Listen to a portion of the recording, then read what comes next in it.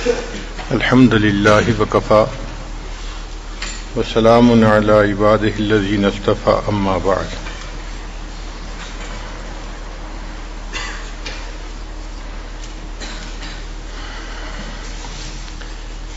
دین اسلام نے نکاح کو عبادت قرار دیا. حدیث مبارکہ میں ہے النکاح نصف الایمان، نکاح آدھا ایمان ہے. اور بعض احادیث میں ہے کہ ایک کوارا آدمی نماز پڑھتا ہے تو اس کو ایک نماز پڑھنے پر ایک نماز کا ثواب ملتا ہے، لیکن جب شادی شدہ ہو جاتا ہے پھر ایک نماز پڑھتا ہے تو اللہ تعالیٰ اس کو 21 نمازوں کا ثواب عطا فرماتے ہیں. اس کی کیا وجہ؟ کہ اب اس کے اوپر حقوق العباد آ گئے. حقوق العباد پورے کرتے ہوئے جب یہ حقوق اللہ کو پورا کرتا ہے اللہ اس کا اجر بڑھا دیتے ہیں. نبی اسلام نے ارشاد فرمایا چند باتیں سنن المرسلین میں سے ہیں، یعنی سب رسولوں نے اس پر عمل کیا. ان میں سے ایک السواک، کہ مسواک کرنا سب رسولوں کی سنت ہے. دوسری بات النکاح، نکاح کرنا یہ سب رسولوں کی سنت ہے. التعطر، تیسرا خوشبو کا استعمال کرنا یہ بھی سب رسولوں کی سنت ہے. کوئی رسول ایسے نہیں گزرے کہ جو صفائی اور پاکیزگی کا خیال نہ رکھتے ہوں. سب عطر استعمال کرتے تھے اور صفائی پاکیزگی کی زندگی گزارتے تھے. تو یہ باتیں سنن المرسلین میں سے ہیں. حضرت علی رضی اللہ عنہ فرماتے ہیں کہ نبی علیہ الصلوۃ والسلام نے مجھے نصیحت فرمائی کہ علی چند باتوں میں بہت جلدی کرنا. کون سی باتیں؟ فرمایا جب نماز ہو جائے تو ادا کرنے میں جلدی کرنا.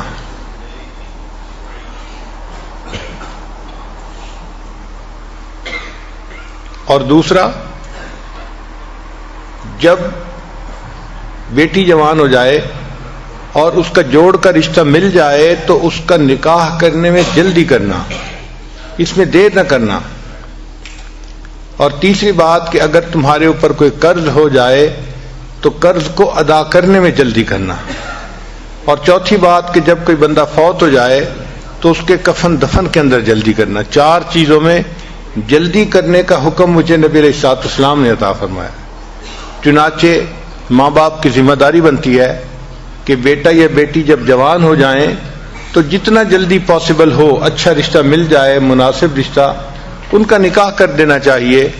کیونکہ ہم نے یہ دیکھا ہے جہاں نکاح سستا ہوتا ہے وہاں زنا مہنگا ہوتا ہے، اور جہاں نکاح مہنگا ہوتا ہے وہاں زنا سستا ہوتا ہے.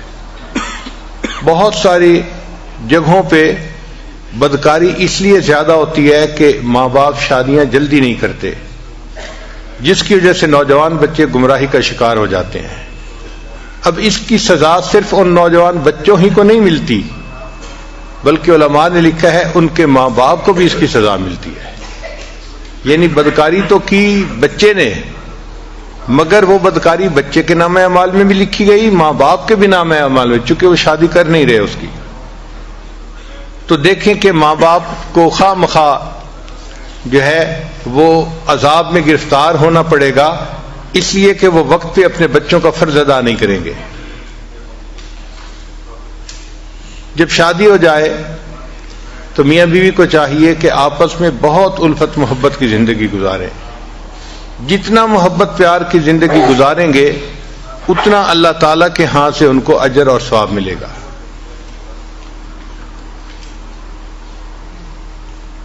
انسان ہے جب مل جل کر رہتے ہیں تو آپس میں ایک دوسرے کے ساتھ کھٹ پٹ ضرور ہو جاتی ہے. کسی کا موڈ کیا ہے، کسی کا موڈ کچھ اور ہے، اور کئی مرتبہ دوسرے کے انڈرسٹینڈ کرنے میں بھی مشکل ہوتی ہے، غلط فہمی ہو جاتی ہے. تو اس وجہ سے آپس میں رنجشیں بھی ہو جاتی ہیں. مگر گھر کے ماحول کو اچھا رکھنا، محبت پیار والا رکھنا، یہ مرد کی ذمہ داری ہوتی ہے.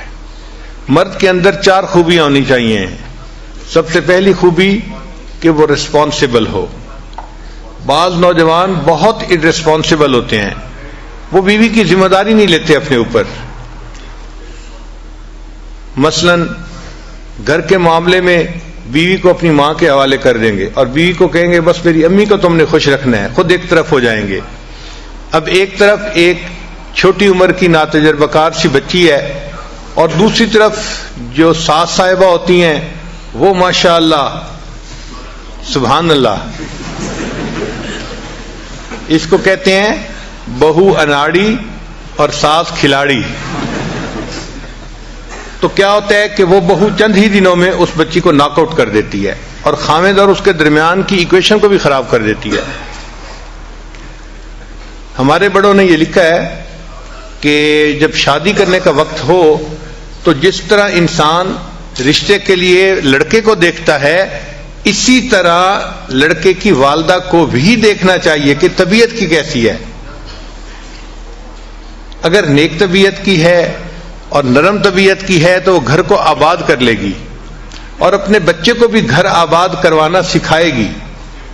ہم نے اپنے گھر میں دیکھا ہے ہماری والدہ صاحبہ ماشاءاللہ بہت نیک طبیعت کی تھیں اور نرم طبیعت کی تھیں، تو ساری زندگی ہم نے اپنے بڑے بھائیوں کو ڈانٹ پڑتے دیکھا. جب ذرا کوئی بات ہوتی تو امی بیٹوں کو ڈانٹتی تھی کہ تم کیوں اس کے ساتھ جو ہے وہ اچھا سلوک نہیں کر رہے، کیوں اس کو خوش نہیں رکھتے. ایک دفعہ میرے ایک بڑے بھائی نے آگے سے لاجک پیش کی، امی آپ دیکھیں اس میں میرا قصور نہیں اس کا قصور ہے. تو پھر امی نے آگے سے جواب دیا کہ مجھے پتہ ہے نا، جب میں رشتہ لینے گئی تھی تو میں نے اس کے ماں باپ کو کہا تھا کہ میں اس بچی کو خوش رکھوں گی، تو میں تو ہمیشہ اس بچی ہی کی سائڈ لوں گی، تمہیں ٹھیک ہونا پڑے گا. تو مجھے پھر اب احساس ہوتا ہے کہ دیکھو ہمارے بڑے اپنے بات کا اپنے بول کا کتنا لحاظ رکھتے تھے، اور واقعی رشتہ جب لینا ہوتا ہے نا اس وقت تو اس طرح بچ کے بات کرتے ہیں کہ جی ہم تو اس بچی کو اپنی بیٹی بنائیں گے اور خوش رکھیں گے اور ہم تو اس کو بہت اچھی طرح سے رکھیں گے. لیکن وہ جو رشتہ مانگتے ہوئے کی کیفیت ہوتی ہے وہ چند دن کی بات ہوتی ہے. جب رشتہ ہو جاتا ہے پھر یوں سمجھ لیتے ہیں کہ یہ کہیں گری پڑی چیز تھی اور اس کا تو کوئی سہارا ہی نہیں تھا اور ہم اس کو اٹھا کے لے آئے، حالانکہ اس کو ماں باپ نے آزاد جنا ہے اور وہ ماں باپ کے ساتھ عزت کی زندگی گزار رہی تھی. تو گھر کے اندر بیوی کو عزت قدر سے رکھنا یہ خاوند کی ذمہ داری بنتی ہے. اس کو کسی کے حوالے کر دینا یہ غلط بات ہے. ہم نے بعض جگہ پہ دیکھا کہ 4 بھائی ہیں اور چاروں کی بیویوں کا کنٹرول ان کی بڑی بہن کے پاس ہے، یعنی بڑی نند جو ہے نا وہ پورے گھر کو کنٹرول کر رہی ہے. اب حیرت ہوتی ہے دیکھ کے کہ بھئی شادی اس کی ہوئی ہے خاوند کے ساتھ اور اس کو حکم جاری ہو رہا ہے کہیں اور سے. حتیٰ کہ اب ان بھائیوں کی بیٹیوں کی شادیاں جب ہوتی ہیں تو ان کے جہیز بھی نند خریدتی ہے. نند نے کہہ دیا یہ لینا ہے تو لینا ہے، نہیں کہہ دیا تو نہیں. جیسے اس کی تو اپنی کوئی مرضی ہے ہی نہیں، حالانکہ اس کی اپنی بیٹی کی شادی ہے مگر نند کے حوالے کر دیا. اب نند راج کر رہی ہے، نہ اس کے سامنے بھائی بول سکتے ہیں نہ اس کے سامنے بھابیاں بول سکتی ہیں. تو اس طرح اپنی بیوی کو ساس کے حوالے کر دینا، نند کے حوالے کر دینا یہ غلط بات ہے. یہ اپنی جگہ بات ٹھیک ہے کہ ساس اور نند کا بڑا احترام ہوتا ہے، مگر ہر چیز کی اپنی ایک لیمٹ ہوتی ہے. میاں بیوی کی اپنی زندگی محبت و پیار سے رہے یہ زیادہ ضروری ہے بنسبت اس کے کہ حکم کسی اور کا چلے. اچھا کئی نوجوان ایسے irresponsible ہوتے ہیں کہ گھر کے کاموں میں دلچسپی نہیں لیتے. مثلا بیوی کب سے کہہ رہی ہے وہ واش روم کا جو شاور ہے نا وہ لیک کر رہی ہے اور پورے واش روم میں ہر وقت پانی رہتا ہے تو پلیز اس کو ٹھیک کروا دیں. ایک دفعہ یاد کروایا، دوسری دفعہ کروایا، تیسری دفعہ کروایا، آہو میں بھول گیا تھا مجھے یاد نہیں رہا تھا. یہ جو آپ کہتے ہیں نا میں بھول گیا تھا مجھے یاد نہیں رہا تھا، یہ چھوٹی سی چیز نہیں ہے. اللہ کے ہاں بہت بڑی کوتاہی لکھی جاتی ہے کہ مرد کو گھر کا کام بتایا جائے اور وہ اس کام کو ذمہ داری سے نہ کروا سکے. بعض تو ایسے شہزادے ہوتے ہیں کہ گارڈننگ کا کام بھی بیوی کے ذمہ لگا دیتے ہیں. کہ وہ گارڈننگ کا جو کام ہے وہ مالی سے خود ہی کروا لو. بھئی بیوی آپ کی ہے, پردہ نشیں ہے, نیک ہے, اس کے ذمہ یہ کام کیوں لگا رہے ہو؟ یہ کام تو مرد کا ہے, مرد کو کرنا چاہیے. ہاں تم پلمبر کو بلوا کے یہ کام کروا لو نا. یہیں سے پھر آگے شیطان کو راستہ مل جاتا ہے. تو یہ انتہائی بری بات ہے کہ گھر کے کام ہو اور خاوند اپنی بیوی کے ذمہ لگائے, حالانکہ وہ کام باہر کے ہیں, یعنی باہر کے مردوں نے کرنے ہیں. اور کئی تو ایسے ہیں, ہمیں سننے میں آیا کہ گاڑی خراب ہو جائے تو بیوی کو کہتے ہیں تم ٹھیک کروا کے لے آؤ. سبحان اللہ. اس خاوند کے منہ پہ ذرا 2 تھپڑ تو آرام سے لگانے چاہیے نا, پھر سوچنا چاہیے کہ اب تیسرا کیا کریں. تو ارریسپانسبل ہونا یہ بہت بری عادت ہے. اچھے خاوند کی پہلی صفت کہ وہ ایک ریسپانسبل انسان ہو, وہ اپنے گھر کے کام کاج میں بھی دلچسپی لے, اور جہاں بیوی کو ہیلپ کی ضرورت ہے خاوند اس کی ہیلپ کرے. بس بیوی کو ایک ہی دفعہ بتانے کی ضرورت پڑے, بار بار یاد دلانے کی نہ پڑے, اور ایک دفعہ کہنے پہ وہ کام کر دیا جائے. اس سے اللہ تعالیٰ راضی ہو جاتے ہیں.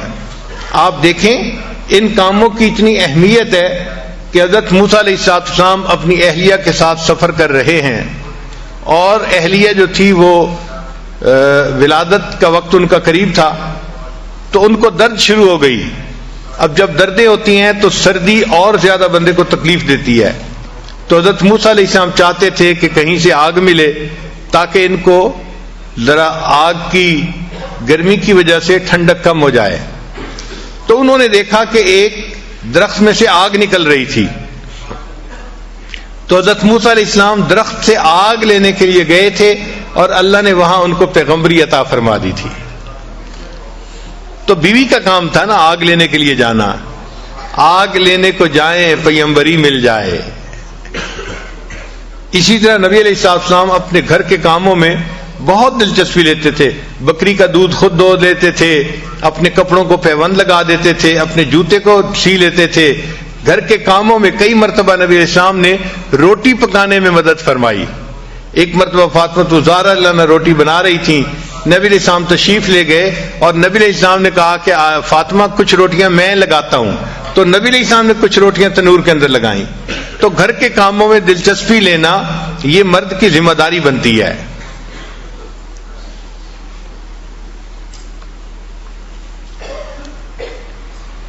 تو سب سے پہلے خاوند کے اندر سینس آف ریسپانسبلٹی ہونی چاہیے.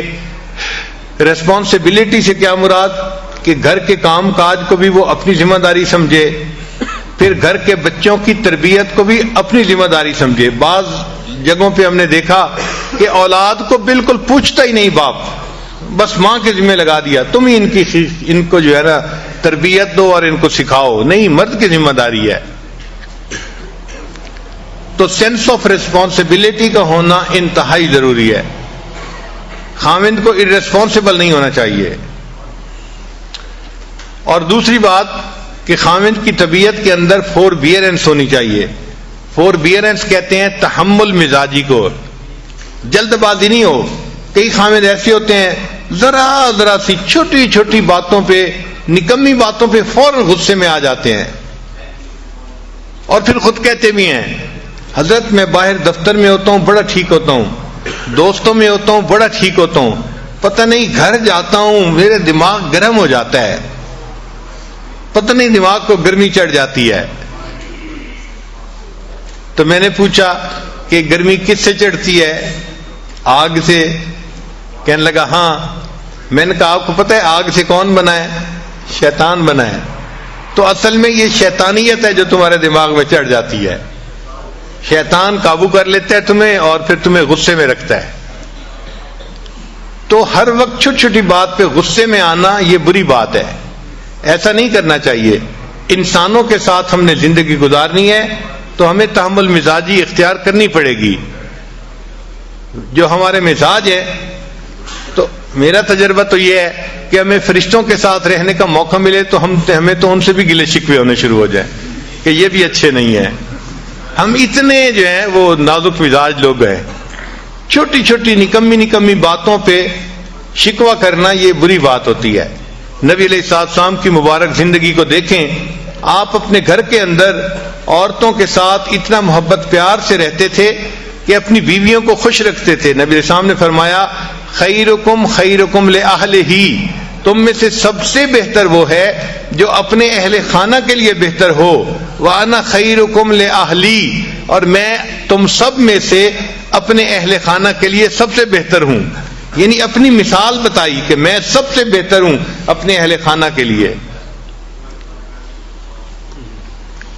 ایک مرتبہ نبی علیہ السلام اپنی ایک زوجہ کے ہاں تھے. اب دوسری زوجہ نے کوئی کھانا بنایا تو کھانا اچھا لذیذ تھا. ان کا جی چاہا کہ نبی علیہ السلام بھی یہ کھانا کھائیں. انہوں نے ایک مٹی کے پیالے میں وہ کھانا ڈال کے تو غلام کے ہاتھ بھیج دیا نبی علیہ السلام کی خدمت میں. تو نبی علیہ السلام تو دوسرے گھر تھے. جب وہاں کھانا لے کے وہ بندہ آیا تو اس نے کھانا پیش کیا تو نبی علیہ السلام نے عائشہ صدیقہ عنہا کو فرمایا کہ اچھا آپ یہ کھانا لے لو. اب ان کو طبیعت کے اندر ناگواری محسوس ہوئی کہ میری باری کا دن ہے تو کھانا بھی مجھے سرو کرنے کی اجازت ہونی چاہیے. یہ کیا ہوا کہ میرا دن ہے اور کھانا کسی اور کی طرف سے آ رہا ہے. چنانچہ انہوں نے کھانا جو پکڑا تو اتنا بے دلی کے ساتھ کہ جیسے انسان ادھورے من سے کوئی کام کرتا ہے، اور وہ پیالہ زمین پہ گرا اور ٹوٹ گیا. اب ذرا سوچیں کیا سین ہوا ہوگا کہ کھانا جو لے کے آیا تو وہ پیالہ ہی ٹوٹ گیا، کھانا بھی نیچے گر گیا. ہم جیسا کوئی ہوتا ایک طوفان کھڑا کر دیتا، تم بدتمیز ہو، تمہیں سمجھ نہیں، تم یہ ہو، تم فلاں، پتہ نہیں کیا کیا القاب ہم ایک منٹ میں اس کو دے دیتے. مگر نبی علیہ السلام تحمل مزاجی سے اٹھے اور آپ نے دو کام کیے.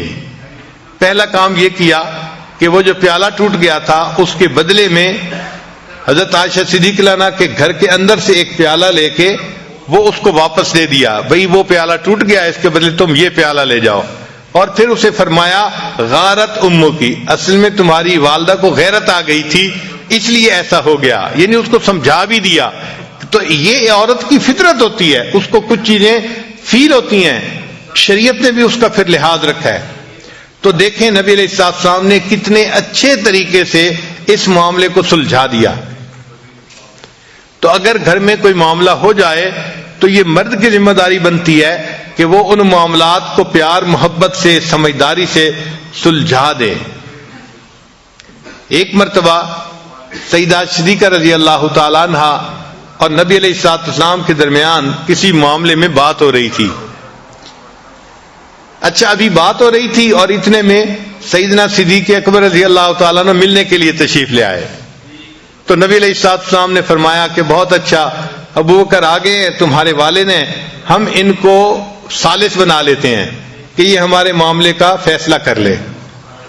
چنانچہ ابو بکر صدیق عنہ کو اندر بلا لیا. وہ اندر تشریف لائے تو دیکھا کہ عائشہ صدیقہ رضی اللہ تعالیٰ عنہ کسی بات پہ نبی علیہ السلام سے ذرا خفا محسوس ہو رہی تھی. چنانچہ نبی علیہ السلام نے فرمایا عائشہ بات پہلے تم کرو گی یا میں کروں؟ یعنی کون پہلے بات کرے گا؟ تو عائشہ رضی اللہ عنہا نے آگے سے جواب دیا آپ پہلے بات کریں مگر جو کہیں سچ سچ کہیں. اب ایک فطرت ہوتی ہے نا، بات ہوتی ہے، تو انہوں نے یہ لفظ کہہ دیے کہ جو کہیں سچ سچ کہیں. اچھا ابو بکر صدیق عنہ تو عاشق صادق تھے، ان کو بڑا غصہ آیا. اچھا نبی علیہ السلام کے سامنے یہ بات کہہ رہی ہے.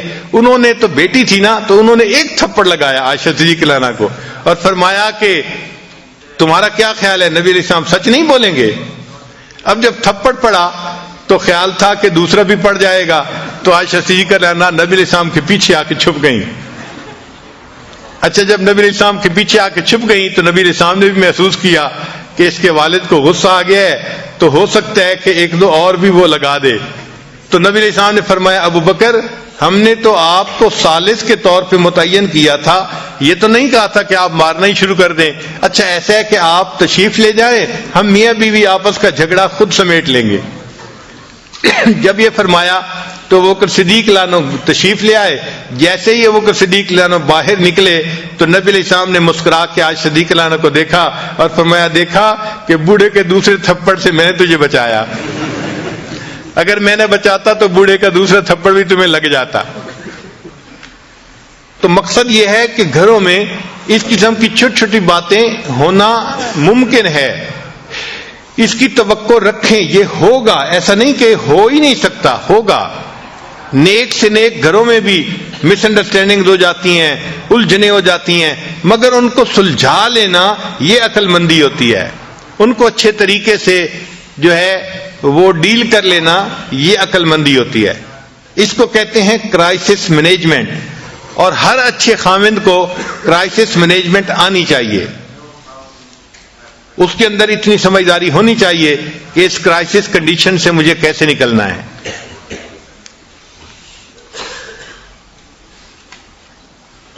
نبی علیہ الصلوۃ والسلام کی اہلیہ صاحبہ تھی سیدہ صفیہ رضی اللہ تعالی عنہا، تو خیبر کے جو بادشاہ تھا اس کی یہ بیوی تھیں، شہزادے کی بیوی تھیں۔ صاف ظاہر ہے کہ جو شہزادے کی بیوی ہو وہ عورتوں میں بہت خوبصورت اور ہنرمند ہوتی ہے، شہزادہ ایسے تو کسی کو بیوی نہیں چنتا۔ تو بہرحال نبی علیہ الصلوۃ والسلام سے جب نکاح ہوا تو نبی علیہ الصلوۃ والسلام کے پاس آئیں، اللہ نے ان کو حسن و جمال بھی بہت دیا تھا اور یہ اچھا کھانا بھی بہت بنایا کرتی تھیں، بہت اعلیٰ کھانا بنایا کرتی تھیں، جس کی وجہ سے ان کے ساتھ دوسری امہات المومنین کی کئی مرتبہ ذرا انبن ہو جاتی تھی۔ اچھا، ایک مرتبہ ایک ام المومنین نے ان کو کہہ دیا، اے یہودیہ کی بیٹی، یہودیہ کی بیٹی، یعنی ان کے چونکہ اوپر کے سب لوگ یہودی تھے اور یہ مسلمان ہوئی تھیں تو ان کو یہودیہ کی بیٹی کہہ دیا، جس پہ وہ بہت دکھی ہوئی اور انہوں نے رونا شروع کر دیا۔ نبی علیہ السلام کو پتہ چلا تو آپ صلی اللہ علیہ وسلم نے پوچھا، صفیہ آپ کیوں رو رہی ہیں؟ اے اللہ کے حبیب صلی اللہ علیہ وسلم، مجھے انہوں نے کہا ہے کہ تم تو یہودی کی بیٹی ہو۔ تو نبی علیہ السلام نے فرمایا، تم رو کیوں رہی ہو؟ تم اسے کہتی کہ نہیں، میں ہارون علیہ السلام نبی کی بیٹی ہوں، ان کے خاندان سے تھیں، اور میرے چچا موسیٰ علیہ السلام تھے اور میرے خاوند بھی اللہ کے نبی ہیں۔ تم ان کو یہ جواب کیوں نہیں دیا؟ تو دیکھیں کتنی سمجھداری کی بات کی، ان کا دل خوش ہو گیا یہ سن کے کہ واقعی میں کوئی گری پیڑی چیز نہیں ہوں، میرے اوپر کے اجداد میں حضرت ہارون علیہ السلام بھی نبی تھے اور میرے چچا حضرت موسیٰ علیہ السلام بھی نبی تھے، اور اس وقت میں نبی علیہ السلام کی بیوی بھی ہوں، میرے خاوند بھی نبی ہیں۔ تو نبی علیہ السلام نے فرمایا تم ان کو یہ جواب دے دیتی۔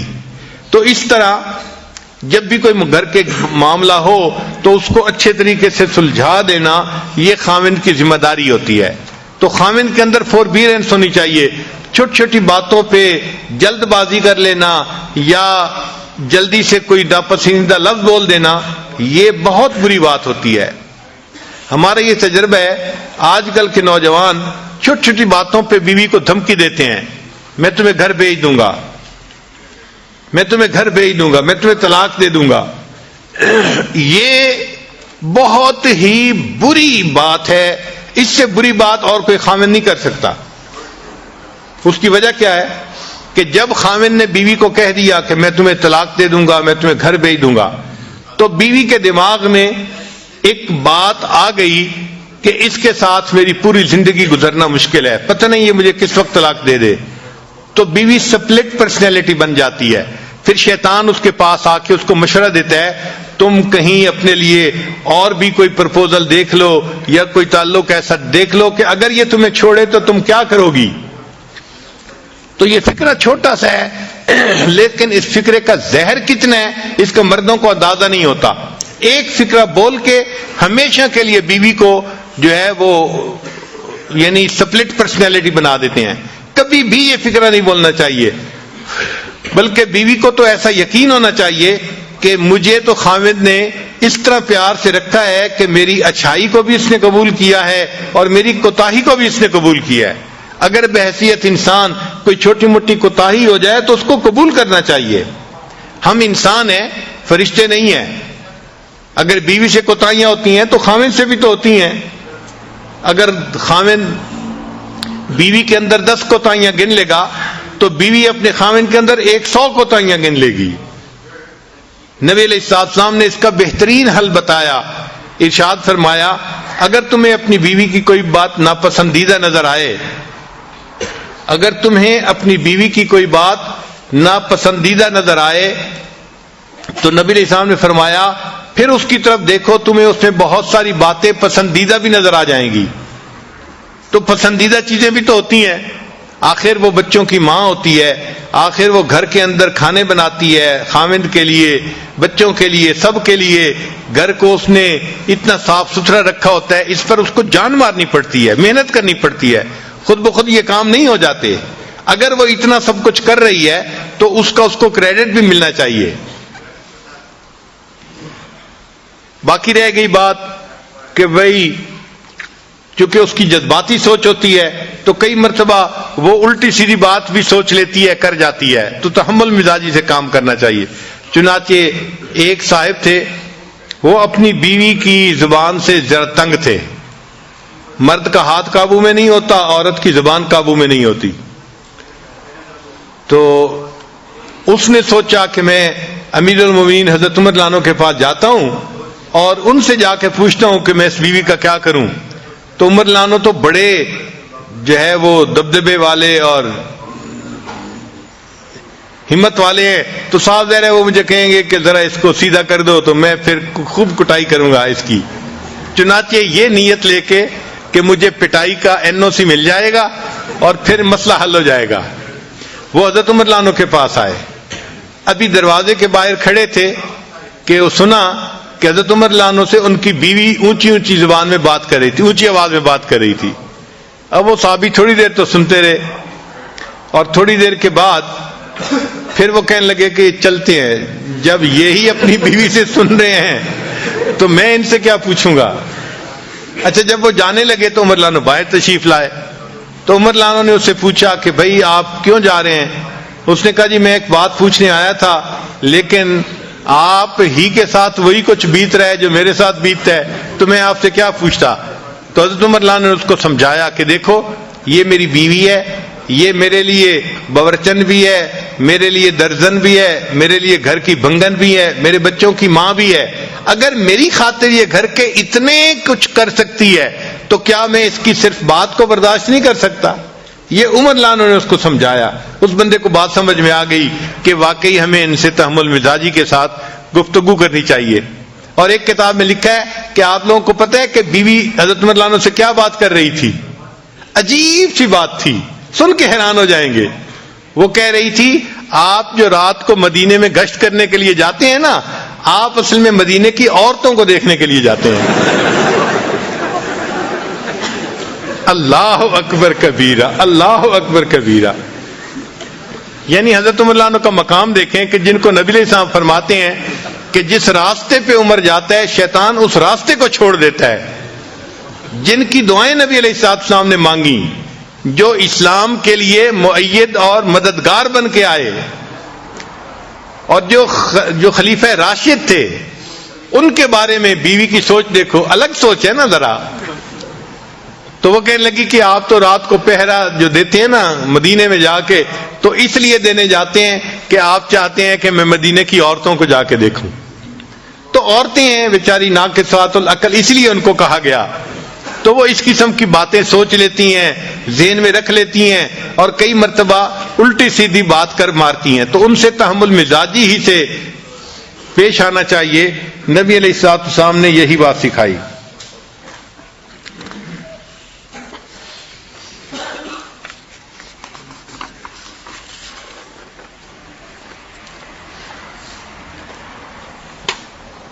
تو پہلی بات کہ خاوند کے اندر سینس آف ریسپانسبلٹی ہونی چاہیے، اور دوسری بات کہ خاوند کے اندر فوربیئرنس ہونی چاہیے، اور تیسری بات کہ خاوند کو چاہیے کہ اپنی بیوی کی بات کو سنے. یہ ایک ایسی غلطی ہے جو آج کے زمانے میں بہت سارے لوگ کرتے ہیں. فرصت ہی نہیں ہوتی بیوی سے بات سننے کی. حالانکہ اللہ تعالیٰ نے بیوی کی وائرنگ ہی ایسی کی ہے کہ جب خاوند شام کو گھر آتا ہے تو وہ اپنے گھر کی ساری کارگزاری سنائے بغیر نہیں رہ سکتی. وہ بات اس کے منہ سے نکلنی ہی ہوتی ہے. لیکن خاوند اگر اس کی بات نہیں سنتا تو پھر اس کا نقصان ہوتا ہے.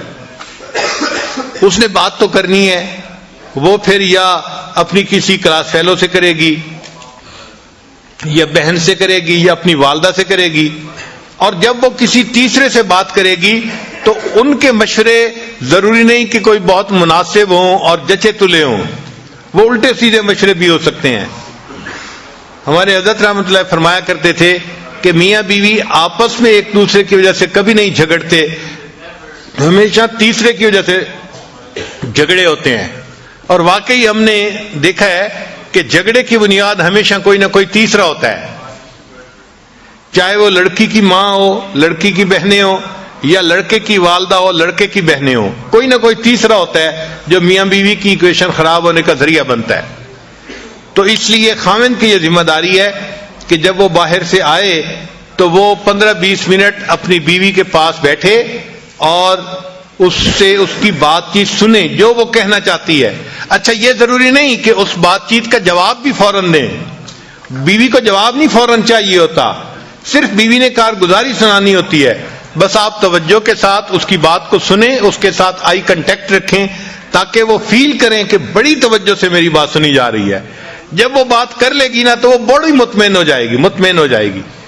تو لسن ٹو یور وائف، یہ خاوند کی ذمہ داری بنتی ہے۔ پھر ایک صفت اور کہ گھر کے ماحول کو نیکی پر رکھنا یہ خاوند کی ذمہ داری ہوتی ہے۔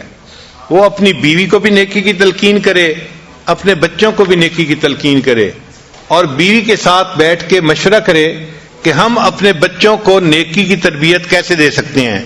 یہ ذمہ داری خاوند کی ہے۔ کلکم رائن وکلکم مسئول عن رعیتہ، تم میں سے ہر آدمی چرواہے کی مانند ہے اور اس سے اس کے عیال کے بارے میں پوچھا جائے گا۔ تو خاوند سے بیوی اور بچوں کی دینداری کے بارے میں پوچھا جائے گا، اور عورت سے اس کے بچوں کی دینداری کے بارے میں پوچھا جائے گا۔ تو یہ بھی ذمہ داری مرد کی ہوتی ہے کہ گھر کا ماحول نیک رہے۔ ایسی آزادی نہ کرے کہ جی بیوی ٹی وی لے کے آ گئی ہے اور بیوی نے یہ لگوا لیا ہے اور بیوی نے یہ کر دیا ہے اور بچوں کے ذمے، ایسی بات ہرگز نہیں۔ مرد کی ذمہ داری ہوتی ہے، نیکی کے اوپر کمپرومائز نہیں ہے، لیکن اس کو امپلیمنٹ محبت پیار سے کرے، اکھڑ مزاجی سے نہ کرے۔ اس طرح مسلمان نہ بنے کہ اس کے مسلمان بننے پہ باقی لوگ کافر بن جائیں، ایسے نہیں کرنا چاہیے۔ محبت پیار سے ان کو سمجھائے اور ان کو دین کی طرف لے کے آئے۔ محبت پیار ایسا نسخہ ہے کہ گھر کے سارے لوگ دین کے اوپر آ جانا آسانی سے آ جاتے ہیں۔ ایک مرتبہ لاہور کا ایک نوجوان میرے پاس آیا، اب اس کی شادی 1-2 مہینے پہلے ہوئی تھی، اور شادی کے چند ہی دنوں بعد یہ سلسلے میں داخل ہو گیا، بیعت ہو گیا۔ اب اس نے چہرے پہ داڑھی بھی سجا لی، نمازیں بھی پڑھنی شروع کر دیں، تو نیکی پہ آ گیا۔ اللہ کی شان کے ایک دن میرے پاس آیا، غصے میں تھا۔ میں نے پوچھا خیریت ہے؟ کہنے لگا بس حضرت کیا بتاؤں، یہ جو میری بیوی ہے نا، اس نے بس مجھے بہت ستایا ہوا ہے۔ میں نے پوچھا کیا ہوا؟ کہنے لگا کہ کہتا ہوں تو نماز نہیں پڑھتی، سر پہ دوپٹے کا خیال نہیں رکھتی، اور بالکل اس کو تو دین کا کوئی احساس ہی نہیں ہے۔ یہ تو اس نے تو میرا جو ہے نا جینا حرام کر دیا ہے۔ خیر، خوب اس نے غصے میں چند باتیں کہیں۔ تو جب اس نے غصے میں باتیں کر لیں تو پھر میں نے اس سے پوچھا کہ اچھا یہ بتاؤ کہ جب شادی ہوئی تھی اس وقت آپ دیندار اسی طرح تھے جیسے آج ہیں، یا آپ بھی اسی طرح کے تھے؟ کہتے نہیں جی، اس وقت تو میں بھی نمازیں نہیں پڑھتا تھا۔ اصل میں شروع میں دونوں ایک ہی جیسے تھے اور آپس میں پسند کی شادی تھی یہ۔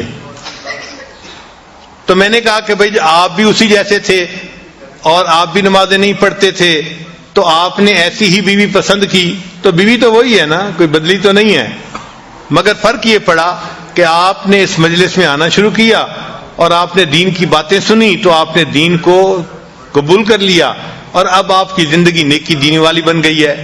کہنے لگے ہاں یہ بات تو ٹھیک ہے۔ میں نے کہا یہ بتائے کہ آپ کی بیوی نے کتنی نصیحتوں کی محفل اٹینڈ کی ہے؟ کہنے لگے وہ تو نہیں آتی۔ میں نے کہا کوئی اور دینی محفل اٹینڈ کی ہو جہاں اس کو دین کی طرف کسی نے ترغیب دی ہو، بلایا ہو؟ کہنے لگا نہیں۔ میں نے کہا پھر وہ کیسے دوپٹہ کرے گی سر کے اوپر، اور کیسے وہ پردے کا خیال کرے گی، نمازیں پڑھے گی؟ اس کو تو سمجھانے والا کوئی ہے ہی نہیں۔ آپ کو تو سمجھانے والے مل گئے، اس کو تو نہیں نہ ملے۔ تو اب اس کو فیل ہوا کہ بھائی حضرت جی مجھے آہستہ آہستہ نا اس بات پہ لے آئیں گے کہ اچھا اس کو محفلوں میں لایا کرو، تو یہ تو کام لمبا ہو جائے گا نا، اور وہ تو جلدی حل چاہتا تھا۔ کہ حضرت جی مجھے کہیں وہ نماز نہیں پڑھتی، تم جاؤ ذرا اس کو سیدھا کرو۔ خیر جب میں نے دیکھا کہ بھائی یہ خاموش تو ہو گیا ہے لیکن اس کے دل سے ابھی غصہ ختم نہیں ہوا، تو پھر میں نے اس سے بات کی۔ میں نے کہا دیکھیں آپ ہر سنت پہ اب عمل کرنے لگ گئے ہیں نا؟ کہنے لگا جی میری کوشش ہوتی ہے ہر بڑی اور ہر چھوٹی سنت کے اوپر عمل کروں، میری پوری زندگی سنت کے مطابق ہو جائے، اور آپ بھی یہی تلقین کرتے ہیں۔ میں نے کہا اچھا میں آج آپ کو ایک سنت بتاتا ہوں، آپ اس کے اوپر عمل کریں۔ کہنے لگا جی۔ میں نے کہا آپ واپس جاتے ہوئے کسی دکان سے مٹھائی کا ڈبہ ساتھ لے جائیں، اور جب گھر جائیں تو دسترخوان پہ جب ڈبہ رکھا جائے تو اس میں سے مٹھائی کا ایک پیس اٹھا کے اپنی بیوی کے منہ میں ڈالنا۔ جب میں نے کہا تو مجھ سے پوچھتا جی؟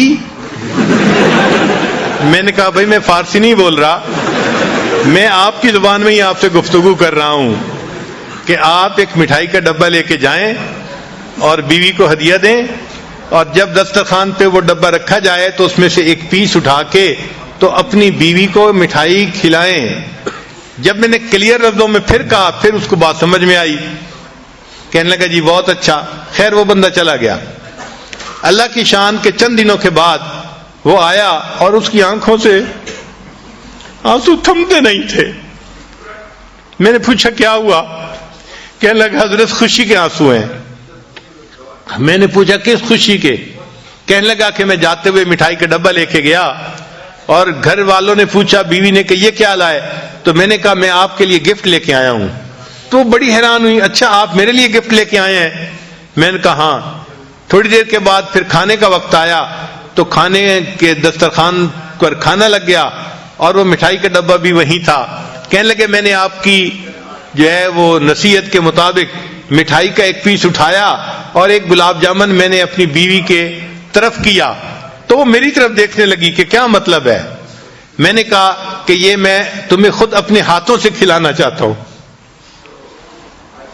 کہنے لگے وہ حیران۔ خیر اس نے وہ گلاب جامن تو کھا لیا، پھر اس کے بعد تھوڑی دیر وہ سر جھکا کے بیٹھی رہی، کچھ سوچتی رہی۔ پھر مجھے کہنے لگی آپ نے آج ایسا کیوں کیا ہے؟ پہلے تو کبھی نہیں کیا۔ تو کہنے لگا کہ میں نے اسے کہا کہ نبی حضرت نے مجھے بتایا کہ یہ نبی علیہ الصلوۃ والسلام کی سنت ہے، میں نے اس سنت کے اوپر عمل کیا ہے۔ کہنے لگا جب میں نے یہ بات بتائی اس میری بیوی کی آنکھوں میں سے آنسو ٹپک پڑے اور وہ کہنے لگی اچھا یہ نبی علیہ السلام کی سنت تھی؟ میں نے کہا ہاں۔ تو کہنے لگی اچھا کیا میں بھی اور سنتوں پہ عمل کر سکتی ہوں؟ تو میں نے کہا ہاں کر سکتی ہو۔ تو کہنے لگے وہیں بیٹھے ہوئے میری بیوی نے وعدہ کیا کہ میں آج کے بعد نمازیں بھی پڑھوں گی اور پردہ بھی کروں گی اور شریعت کے اوپر مکمل پابندی کر کے سنتوں والی زندگی میں بھی اختیار کروں گی۔ نبی علیہ الصلوۃ والسلام کی ایک سنت نے پورے گھر کے ماحول کو بدل کے رکھ دیا اور وہ بچی نیک بن گئی اور بعد میں وہ بچی عالمہ بھی بن گئی۔ تو گھر کے اندر نیکی کا ماحول رکھنا، نیکی کی تلقین کرتے رہنا، یہ خاوند کی ذمہ داری ہوتی ہے۔ ہمارے حضرت رحمت اللہ علیہ فرمایا کرتے تھے کہ جو خاوند اپنے گھر میں نیکی کے ماحول کا خیال نہیں کرتا، جو خاوند اپنے گھر میں نیکی کے ماحول کا خیال نہیں کرتا، اس گھر کے مردوں میں اور مردوں میں کوئی فرق نہیں ہوتا۔ یہ ہمارے حضرت مرشد عالم رحمۃ اللہ فرماتے تھے کہ جو مرد اپنے گھر میں گھر والوں کو نیکی کی تلقین نہیں کرتا، اس گھر کے مردوں میں اور اس گھر کے مردوں میں کوئی فرق نہیں ہوتا۔ تو یہ خاوند کی ذمہ داری ہوتی ہے۔ ایکسکیوز نہ کریں کہ جی میری بات سنتا کوئی نہیں، مانتا کیوں نہیں۔ ہاں جب آپ رف ٹف موڈ میں، غصے کے موڈ میں بات کریں گے آپ کی بات کوئی نہیں سنے گا، لیکن جب آپ محبت اور پیار سے بات کریں گے تو ایسی ہر کوئی بات سنے گا کہ سب آپ کے جو ہیں وہ بات کو پورا کر کے دکھانے والے بن جائیں گے۔ بچے بھی آپ سے محبت کریں گے، بیوی بھی آپ سے محبت کرے گی۔ تو یہ صفت بھی خاوند کے اندر ہونی چاہیے۔ نبی علیہ الصلوۃ والسلام اپنی زوجہ سے کتنی محبت کرتے تھے اس کے بارے میں تو بہت ساری احادیث ہیں۔ بہرحال ایک حدیث مبارکہ سن لیجئے کہ ایک مرتبہ نبی علیہ الصلوۃ والسلام نے ایک اونٹ لیا، سفر درپیش تھا، تو سیدہ عائشہ صدیقہ رضی اللہ عنہا کو اونٹ کے اوپر بٹھا دیا اللہ کی شان کہ وہ اونٹ نیا تھا، ذرا بدک گیا اور بھاگ کھڑا ہوا. اب عائشہ رضی اللہ عنہا اوپر بیٹھی ہوئی ہیں، جو اوپر اس کے پالکی سی بنی ہوتی ہے اونٹ کے اوپر، اور اونٹ بھاگ گیا. جب بھاگ گیا تو نبی علیہ السلام نے فرمایا ہائے میری دلہن. حدیث پاک کے الفاظ کا مفہوم ہے کہ نبی علیہ السلام نے فرمایا اے میری دلہن، یعنی بیوی سے محبت تھی تو یہ الفاظ زبان سے نکلے نا. تو نبی علیہ السلام نے امت کو تعلیم دی کہ تم اپنی بیوی کو اس طرح محبت پیار سے رکھو گے تو وہ تمہاری فرما برداری کرے گی. چنانچہ جب سیدہ فاطمہ الزہرا رضی اللہ عنہا کی رخصتی ہونے لگی تو نبی علیہ السلام نے فرمایا حضرت علی رضی اللہ عنہ کو، علی اگر تم محبت سے رکھو گے تو فاطمہ تمہاری ہے. اور اس چھوٹے سے فکرے میں ازدواجی زندگی کا خلاصہ موجود ہے کہ اگر خاوند بیوی کو محبت سے رکھے گا تو بیوی خاوند کی ہوتی ہے، وہ اسی کی خاطر زندگی گزارتی ہے اور اسی کے گھر کے ماحول کو نیکی اور دینداری کے مطابق بناتی ہے. تو محبت پیار سے گھر والوں کو رکھنا تاکہ گھر کا ماحول نیک رہے، یہ ضروری ہے. ایک مرتبہ نبی علیہ السلام نے یہ قسم اٹھا لی کہ میں 1 مہینے تک اپنی بیویوں سے نہیں ملوں گا. یہ واقعہ ایلا کہلاتا ہے. اب نبی علیہ السلام مسجد میں تھے، بیویاں گھروں میں تھیں اور 1 مہینے کی قسم کھائی ہوئی تھی. اللہ کی شان دیکھیں کہ 29واں دن تھا تو نبی علیہ السلام عائشہ صدیقہ رضی اللہ عنہا کے گھر آ گئے. تو عائشہ رضی اللہ عنہا نے کہا اے اللہ کے حبیب صلی اللہ علیہ وسلم، آپ نے تو قسم کھائی تھی کہ میں 1 مہینے تک بیویوں سے نہیں ملوں گا اور آج تو 29 دن ہیں. تو نبی علیہ السلام نے فرمایا عائشہ کبھی کبھی مہینہ 29 کا بھی ہوا کرتا ہے. تو یہ بیوی کی محبت تھی نا کہ 30 دن کے بعد آنے کی بجائے 29 دن کے بعد آپ گھر تشریف لائے. اور پھر آپ نے کہا کہ عائشہ کبھی کبھی مہینہ 29 کا بھی ہوا کرتا ہے.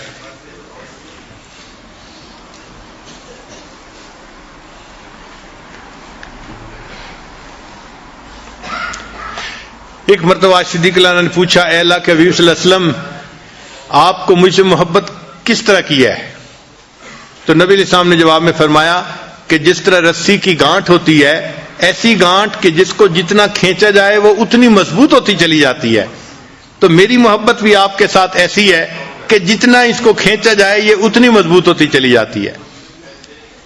چنانچہ جب ایسی آیات اتری جن میں امہات المومنین کو اختیار دیا گیا تھا کہ یا تو وہ نبی علیہ السلام کے ساتھ رہیں یا پھر ان کو دنیا کی سب نعمتیں دے دی جائیں گی، اس کو آیت تخییر کہتے ہیں.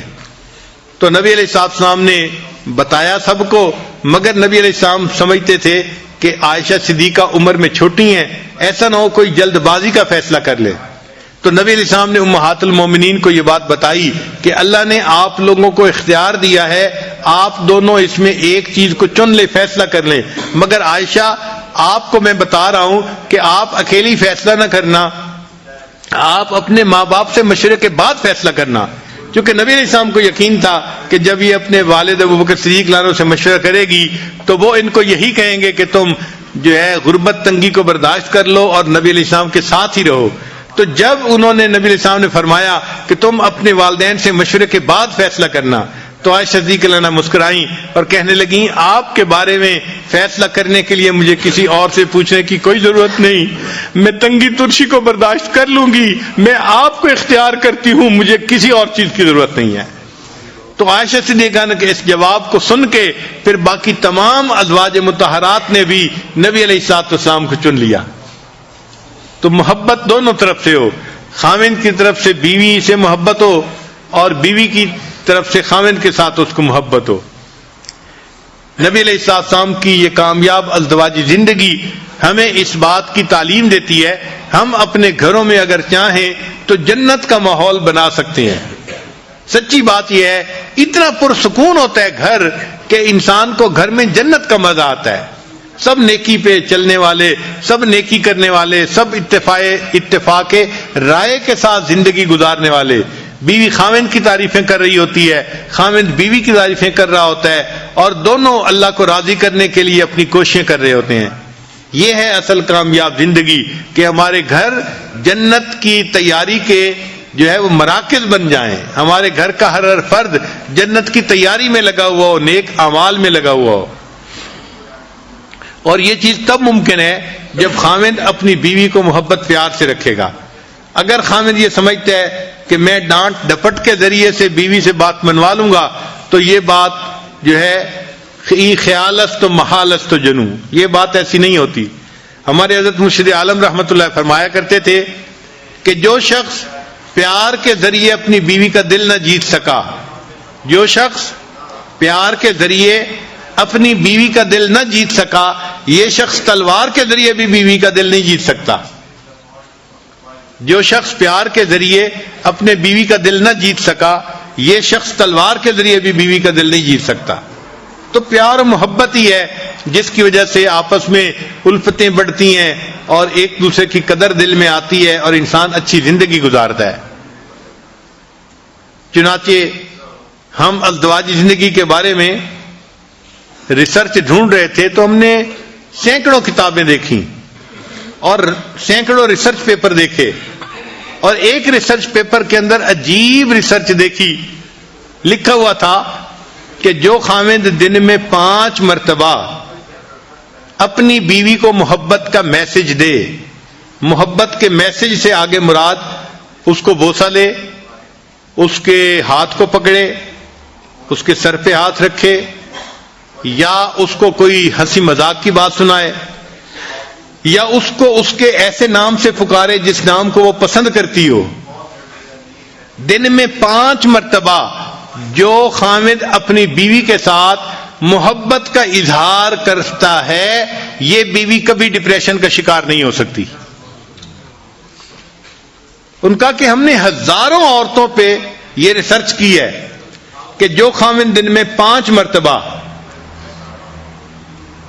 کبھی بیوی کا ہاتھ پکڑا، کبھی اس کے کندھے پہ ہاتھ رکھا، کبھی اس سے کوئی ہنسی مذاق کی بات کر دی، کبھی اس کو مسکرا کے دیکھ لیا، اور دفتر میں ہے تو کبھی اس کو کوئی پیار کا میسج کر دیا، یعنی دن میں 5 ایسے مواقع ہوں کہ بیوی کو خاوند کی طرف سے محبت کا میسج ملے. تو لکھا ہوا تھا کہ وہ عورت کبھی ڈپریشن کا شکار ہو ہی نہیں سکتی. اب جو لوگ اپنے گھروں میں پریشان ہیں وہ ذرا ازدواجی زندگی کے بارے میں سوچیں کہ کیا انہوں نے بیوی کو کبھی مسکرا کے دیکھا یا بیوی کا ہاتھ پکڑا. اگر ایسا نہیں کیا تو بیوی پہ کیا گلہ کرتے ہیں؟ وہ تو ڈپریشن کی مریضہ بنے گی نا. تو بیویوں کو ڈپریشن سے نکالنا خاوند کے لیے کوئی مشکل نہیں ہوتا. اللہ تعالیٰ نے خاوند کے ہاتھ میں جادو دیا ہوا ہے، ایسا جادو ہے کہ بس وہ بیوی کا ہاتھ پکڑ لے، بیوی سب کچھ بھول جاتی ہے، سب پاسٹ کو بھول جاتی ہے اور نئے سرے سے اچھی زندگی گزارنے کے لیے پھر تیار ہو جاتی ہے.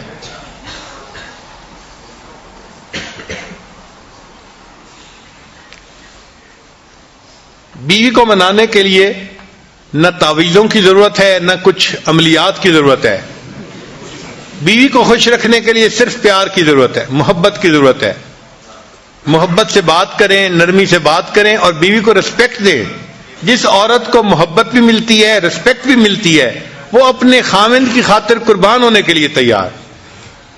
وہ تنگی ترشی بھی برداشت کر لیتی ہے اور فاقہ بھی برداشت کر لیتی ہے اور اسی خاوند کے ساتھ رہتی ہے. اس کو معمولی کپڑے پہننے کو ملتے ہیں، نئے نئے کپڑے نہیں ملتے تو اس کو اس کی کوئی پرواہ نہیں ہوتی. وہ غربت میں زندگی گزار لیتی ہے لیکن اس کو محبت پیار چاہیے ہوتا ہے. تو کامیاب ازدواجی زندگی گزارنے کا جو بہترین اصول ہے وہ ہے کہ بیوی کے ساتھ محبت پیار کا تعلق رکھا جائے، بیوی کو رسپیکٹ دی جائے، عزت دی جائے. بچوں کی نظر میں بیوی کی عزت بنائی جائے چونکہ اس نے ان کی تربیت کرنی ہے، ان کی ماں ہے وہ. جس عورت کو عزت ملے گی اور محبت ملے گی، اب یہ عورت اپنے خاوند سے کبھی دور ہونا پسند نہیں کرے گی.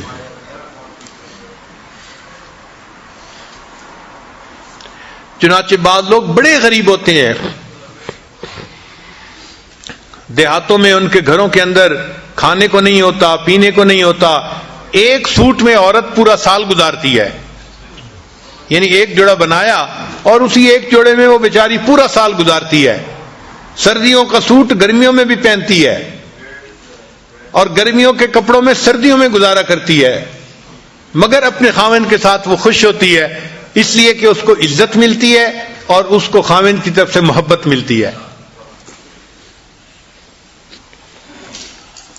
چنانچہ ایک میاں بیوی بہت غریب تھے، خاوند بیچارہ مزدوری کرتا تھا اور گھر کا خرچہ چلاتا تھا، مگر میاں بیوی آپس میں محبت بہت تھی۔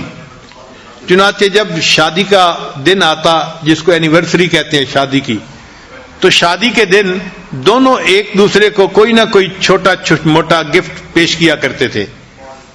بیوی خاوند کو دیتی تھی اور خاوند بیوی کو دیتا تھا۔ اب ایک ایسا وقت آیا کہ خاوند کے پاس خرچ کرنے کو کچھ نہیں تھا اور بیوی کے پاس بھی کچھ بچت نہیں تھی، مگر شادی کی اینیورسری کا دن قریب تھا، تو میاں بیوی دونوں کے دل میں چاہت تھی کہ ہم ایک دوسرے کو گفٹ پیش کریں۔ اللہ کی شان کہ بیوی کہیں جا رہی تھی تو اس نے ایک دکان دیکھی کہ جس دکان پر یہ وگز نہیں بنتی، مسلمانوں کے معاشرے میں تو اتنی نہیں ہوتی، لیکن باہر کافروں کے ماحول میں بہت ہوتی ہیں کہ ٹوپیاں ہوتی ہیں جن کے بال بڑے خوبصورت ہوتے ہیں اور لمبے بال ہوتے ہیں، مرد بھی پہنتے ہیں عورتیں بھی پہنتی ہیں۔ تو وہ وگ کی دکان تھی، تو وہ کھڑی ہو کے دیکھنے لگ گئی، تو دکاندار نے اس سے پوچھا کہ آپ کیا دیکھ رہی ہیں؟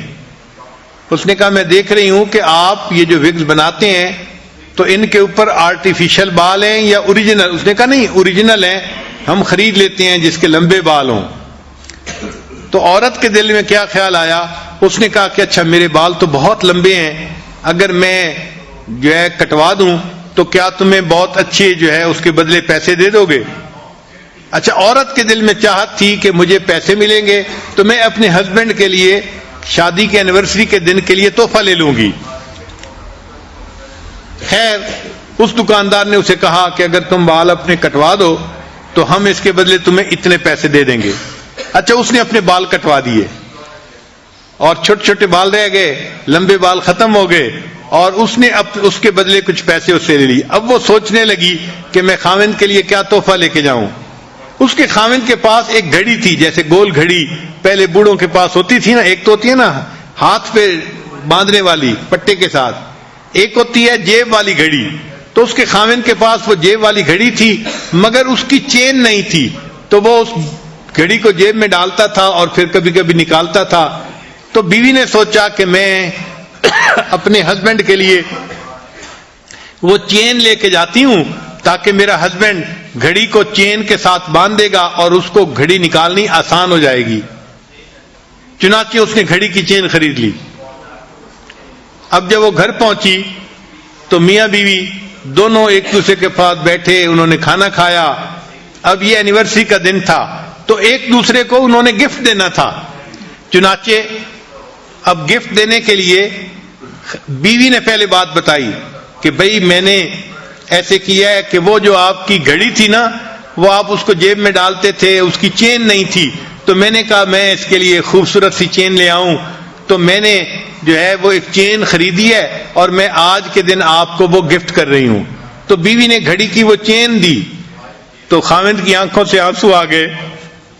تو بیوی نے پوچھا کہ آپ رو کیوں رہے ہیں؟ کہنے لگا کہ میں بھی سوچ رہا تھا کہ میں آج تمہیں ضرور گفٹ دوں گا، میں نے اسی گھڑی کو بیچ دیا اور اس کے بدلے میں تمہارے لیے ہیئر کلپس لے کے آیا ہوں۔ تو خاوند بیوی کے لیے ہیئر کلپ لے کے آیا، جبکہ بیوی اپنے بال کٹوا چکی تھی، اور بیوی اپنے خاوند کے لیے گھڑی کی چین لے کے آئی، جبکہ وہ اس گھڑی کو بیچ کے اس کے بدلے بیوی کا کلپ لے چکا تھا۔ تو غربت اپنی جگہ، محبت و پیار ایک ایسی چیز ہے کہ جو ان سب سے بلند و بالا ہے، اور شریعت یہ چاہتی ہے کہ میاں بیوی جتنا محبت پیار کی زندگی گزاریں گے اتنا انہیں اللہ کی طرف سے اجر ملے گا۔ حدیث مبارکہ کا مفہوم ہے، خاوند جب بیوی کو دیکھ کے مسکراتا ہے اور بیوی خاوند کو دیکھ کے مسکراتی ہے، اللہ تعالیٰ ان دونوں کو دیکھ کے مسکراتا ہے۔ تو ذرا غور کیجئے نا کہ اللہ تعالیٰ کو خوش کرنا کتنا آسان ہے۔ خاوند جب بیوی کو دیکھ کے مسکراتا ہے اور بیوی خاوند کو دیکھ کے مسکراتی ہے، اللہ تعالیٰ ان دونوں کو دیکھ کے مسکراتا ہے۔ اور جنت میں جانا بھی بہت آسان ہے، ذرا سمجھنے کی بات ہے۔ غور کیجئے، حدیث مبارکہ میں ہے کہ جو عورت پاک دامنی کی زندگی گزارنے والی ہو اور فرائض پورے کرنے والی ہو اور اس حال میں مرے کہ اس کا خاوند اس سے خوش ہو، اللہ تعالیٰ اس کے لیے جنت کے دروازے کھول دیں گے، وہ بلا حساب سیدھی جنت میں جائے گی۔ اب اس حدیث پاک کو پڑھ کے مرد یہ سمجھتے ہیں کہ بھئی عورت کے لیے جنت میں جانا تو بہت آسان ہے، بھئی عورت کے لیے جنت میں جانا یقیناً آسان ہے، اگر وہ اپنے خاوند کی خدمت کرے گی، اس کو خوش رکھے گی اور فرائض پورا کرے گی تو حدیث پاک سے ثابت ہے کہ اللہ تعالیٰ اس کو جلدی جنت عطا فرما دیں گے، وہ سیدھی جنت میں جائے گی۔ مگر اگر خاوند نے اس کو زندگی میں خوش رکھا ہے تو سوال یہ ہے کہ کیا وہ خاوند کے بغیر جنت چلی جائے گی؟ بھئی جو بھی اپنے خاوند سے خوش ہے، اگر اس کو اختیار دیا گیا کہ جنت چلی جاؤ تو کیا وہ خاوند کے بغیر چلی جائے گی؟ نہیں جائے گی، اس کی وفا کے خلاف ہے، کبھی ہو ہی نہیں سکتا کہ وہ خاوند کے بغیر جنت میں جائے۔ تو اگر بیوی جلدی جائے گی تو بیوی خاوند کو بھی ساتھ لے کے جائے گی۔ یہ جنت میں جانے کا سب سے آسان طریقہ ہے، خاوند بیوی کو خوش رکھے، بیوی خاوند کو خوش رکھے، اللہ تعالیٰ بیوی کو جلدی جنت عطا فرمائیں گے اور بیوی خاوند کے بغیر جنت میں نہیں جانا پسند کرے گی۔ اللہ تعالیٰ ہمیں نیکی تقوی کی زندگی گزارنے کی توفیق عطا فرمائے اور ایک مثالی خاوند بن کر اللہ زندگی گزارنے کی توفیق عطا فرمائے۔ جو غلطیاں کوتاہیاں ہو گئی ہیں اپنی بیویوں سے معافی مانگ لینے میں کوئی حرج نہیں ہے، دنیا میں ان سے معافی مانگ کے خوش کر لیجئے اور ایک نئی زندگی محبتوں والی شروع کر دیجئے۔ وآخر دعوانا ان الحمد للہ رب العالمین۔ مراقبہ کر لیجئے۔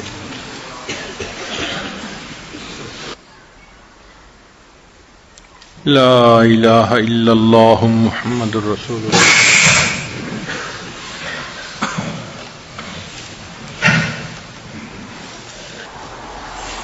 سبحان ربی الوہاب، اللہم صلی علی سیدنا محمد وعلی آل سیدنا محمد وبارک وسلم۔ اللہم انت السلام ومنک السلام، تبارک الجلال والاکرام۔ پروردگار عالم ہمارے صغیرہ کبیرہ گناہ معاف فرما۔ اللہ ہم آپ کے عاجز بندے ہیں، اللہ ہمارے ساتھ درگزر کا معاملہ فرما، اللہ رحمتوں کا معاملہ فرما۔ اے میرے مولا، وہ گناہ جو ہم نے دن میں کیے معاف فرما، وہ گناہ جو ہم نے راتوں میں کیے معاف فرما، اللہ وہ گناہ جو ہم نے محفلوں میں کیے معاف فرما، وہ گناہ جو ہم نے تنہائیوں میں کیے معاف فرما۔ اے میرے مولا، وہ گناہ جو ہم نے ارادوں سے کیے معاف فرما، اللہ وہ گناہ جو ہم نے بنا ارادے کیے معاف فرما۔ اے میرے مولا، وہ گناہ جو ہمیں یاد ہیں وہ بھی معاف فرما، وہ گناہ جو ہم کر کے بھول گئے وہ بھی معاف فرما۔ پروردگار عالم حقوق اللہ اور حقوق العباد پورا کرنے کی توفیق عطا فرما۔ اللہ جیسے حضرت تعلیم دے رہے ہیں، اللہ بتا رہے ہیں، اے میرے مولا یقیناً ہم نے زندگی ایسی نہیں گزاری، اللہ ہمیں ان باتوں پہ عمل کرنے کی توفیق عطا فرما۔ اللہ ایک اچھا بھائی بن کے رہنے کی توفیق عطا فرما، اچھا خامند بن کے رہنے کی توفیق عطا فرما، اللہ اچھا والد بن کے رہنے کی توفیق عطا فرما۔ اے میرے مولا اچھا بیٹا بن کے رہنے کی توفیق عطا فرما۔ پروردگار عالم گھروں میں الفت محبت پیدا فرما، اللہ ایک دوسرے کے حقوق پورا کرنے کی توفیق عطا فرما۔ اللہ ہمارے گھروں کو جنت کا نمونہ بنا۔ اے میرے مولا بڑی دور سے آئے ہیں، بڑی دیر سے آئے ہیں، اللہ بڑی امیدیں لے کے آئے ہیں۔ اے میرے مولا اب تو رمضان المبارک کے بھی آخری ایام ہیں، اللہ آج کی رات میں ہماری بخشش فرما، اللہ جہنم سے آزاد فرما، اللہ آج ہمیں جہنم سے خلاصی عطا فرما۔ اے میرے مولا آپ سب ماؤں سے زیادہ کریم ہیں، اللہ آپ 70 ماؤں سے زیادہ رحیم ہیں۔ اللہ ہم نے اس دنیا میں دیکھا کوئی ماں اپنے بچے کو آگ میں ڈالنا پسند نہیں کرتی، اللہ آپ تو سب رحیموں سے زیادہ رحیم ہیں، اللہ آپ اپنے بندوں کو جہنم میں کیسے ڈالیں گے؟ اللہ آج کے دن میں مغفرت فرما، اللہ جہنم سے آزاد فرما۔ اے میرے مولا ہمیں آج رحمت کے عطا فرما۔ اے میرے مولا تیری ایک نگاہ کی بات ہے، میری زندگی کا سوال ہے، اللہ رحمت کی ایک نظر ہو جائے گی ہماری بگڑی بن جائے گی، اللہ اپنی رحمت کی نظر عطا فرما دیجئے، اللہ عزت عطا فرما، ذلتوں سے محفوظ فرما۔ اے میرے مولا اپنے مقربین بندوں میں شامل فرما۔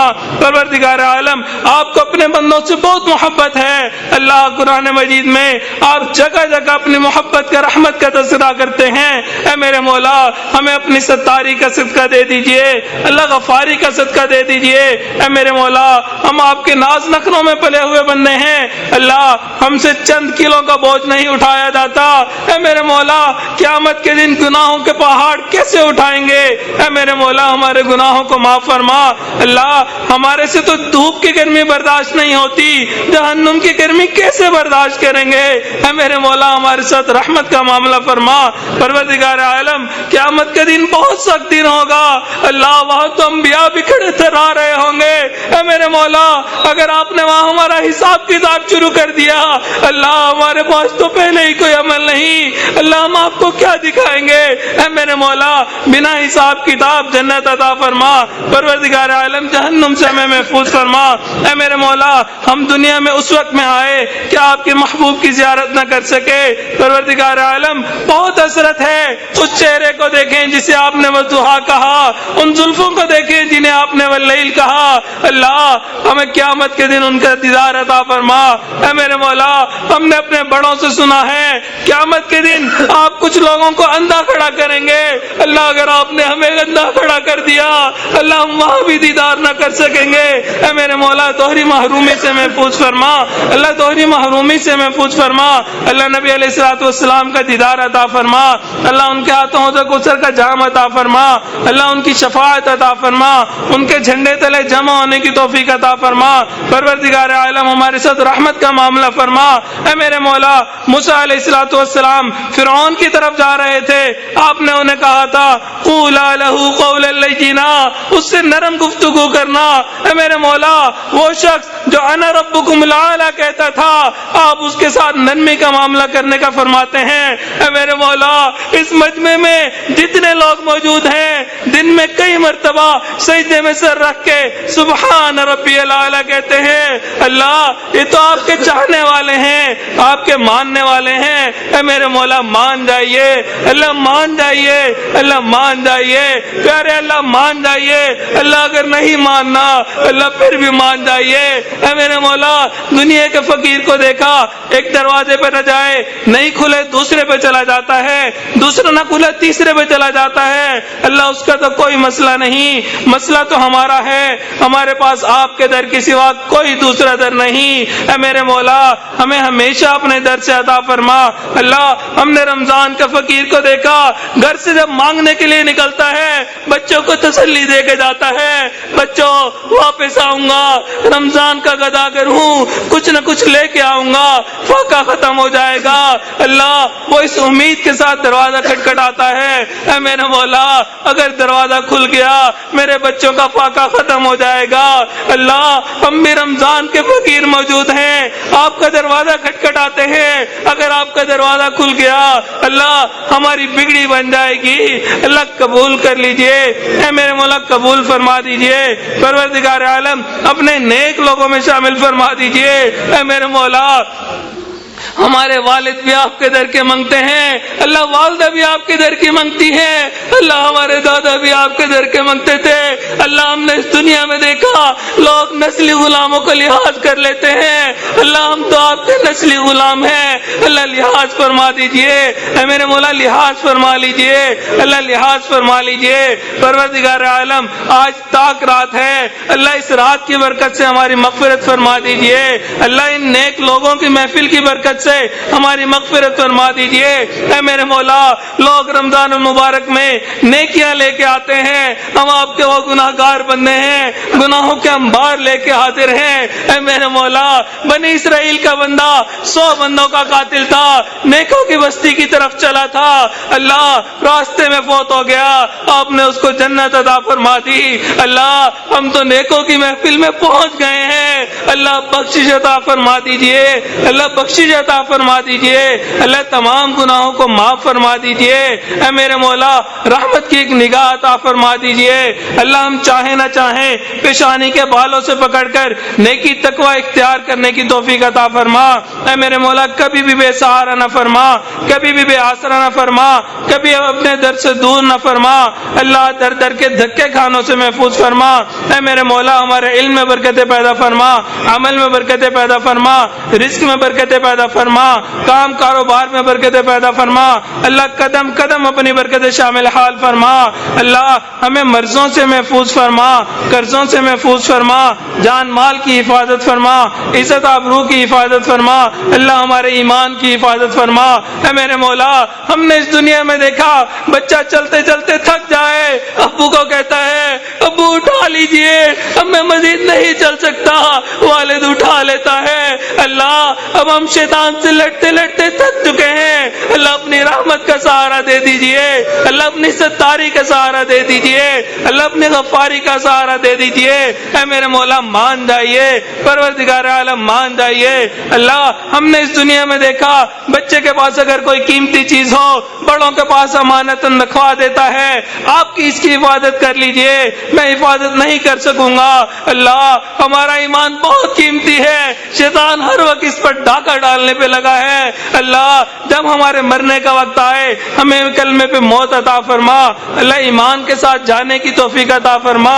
اللہ دینداری والی زندگی گزارنے کی توفیق عطا فرما، اللہ نیکوکاروں والی زندگی گزارنے کی توفیق عطا فرما، اے میرے مولا ساری زندگی اپنے نیکوں کے ساتھ جڑے رہنے کی توفیق عطا فرما، اللہ کبھی بھی اپنے بڑوں کے لیے داغ دھبا نہ بنا، اللہ کبھی بھی نہ بنا، اللہ کبھی ان کی بدنامی کا سبب نہ بنا، پروردگار عالم قبولیت والی زندگی عطا فرما، اللہ ساری زندگی نیکی تقوی اختیار کرنے کی توفیق عطا فرما، اللہ تمام لوگوں کے گھرانوں کو نیکی تقوی والا بنا، اللہ جنت کا نمونہ بنا، اے میرے مولا سنتوں پہ عمل کرنے کی توفیق عطا فرما، مکروہات شرعیہ کو مکروہات طبیعہ بنا، پروردگار عالم جو مانگا وہ بھی عطا فرما، جو مانگنا چاہیے تھا نہیں مانگ سکے وہ بھی عطا فرما، اللہ دور بیٹھی عورتیں جو ان دعاؤں پہ آمین کہہ رہی ہیں اللہ ان کی بھی نیک حاجات کو پورا فرما، اے میرے مولا عورت ایک کمزور ہوتی ہے اللہ وہ اپنے دل کا غم کسی کو بیان نہیں کر سکتی، اللہ وہ آپ کے سامنے ہاتھ پہ لائی بیٹھی ہیں،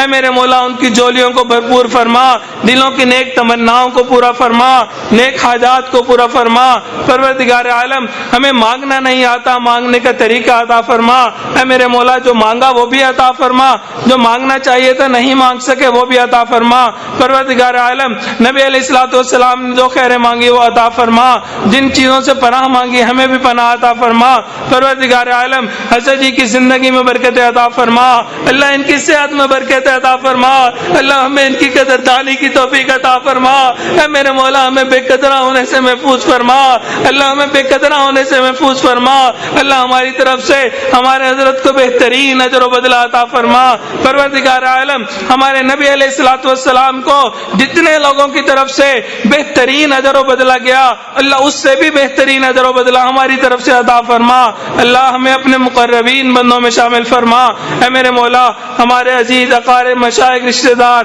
جو اس دنیا سے فوت ہو گئے ان کی مغفرت فرما، جن کے آپ نے مغفرت کر دی قرب کے اعلیٰ ترین درجات عطا فرما، ربنا ظلمنا انفسنا وان لم تغفر لنا وترحمنا لنكونن من الخاسرین، ربنا تقبل منا انك انت السميع العليم تب علينا انك انت التواب الرحيم، صلی اللہ تعالی علی حبیبہ سیدنا محمد وآلہ واصحابہ اجمعین برحمتک یا ارحم الراحمین۔